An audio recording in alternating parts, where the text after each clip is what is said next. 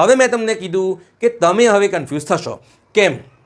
Okay, Hasmukh Patel સાહેબે આપણને question કરી દીધો કે તાજેતરની અંદર વડાપ્રધાન મોદીજીને કયા દેશે પોતાનો સર્વોચ્ચ નેશનલ એવોર્ડ આપેલ નથી. ધ્યાનથી ક્વેશ્ચન ખબર પડી. એટલે કે તાજેતરની અંદર વડાપ્રધાન મોદીજીને કયા દેશે એનો સર્વોચ્ચ એવોર્ડ આપેલ નથી. ઓપ્શનમાં છે ગુયાના, બાર્બાડોસ, નાઇજીરિયા અને નાઇજર. હવે તમે કન્ફ્યુઝ થઈ ગયા છેલ્લા બેમાં. એટલે જ કહું છું ધ્યાનથી સાંભળજો.